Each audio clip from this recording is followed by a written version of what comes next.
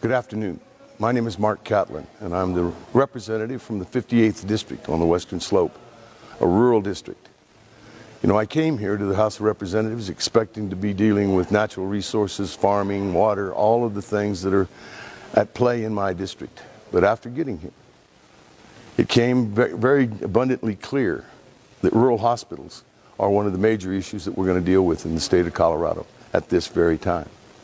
I'm concerned that the state of Colorado wants to balance the budget by cutting some of those hospital provider fees to where they don't come back to these rural hospitals. We're actually talking about possibly having to close a rural hospital.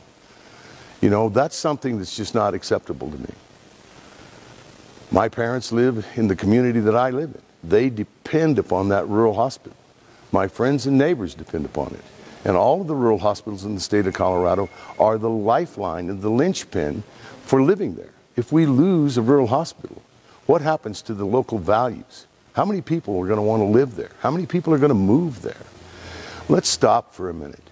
Let's stop trying to balance the budget on the backs of the people out in the country who are continuing to pay their tax and want to live in a community that they've helped build. All of their equity is in that community. It's worrisome to me that the state of Colorado is apparently a little cavalier about this. It's not something that we can really afford to do. The loss of any of our people, because we don't have a hospital or because the drive to the next hospital now becomes a 2.5-hour drive, is not acceptable to me.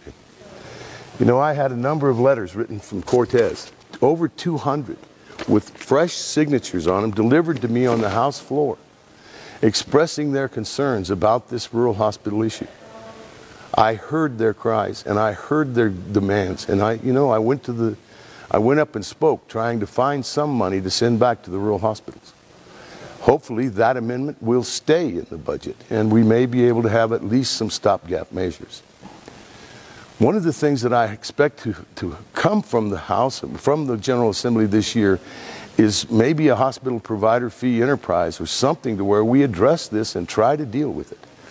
You know, we're not getting much cooperation from anyone, it seems like. But, you know, this is not a partisan issue. This is a state issue. This is an issue that we need to bend to the task and find some sort of a negotiated settlement. Now is the time. You know, rural hospitals are the linchpin for where people live. They have the highest salaries. They have the highest educated people. They are the center of a lot of these communities. I'm hoping that we will find some sort of an answer for rural hospitals before the end of this session. Thank you.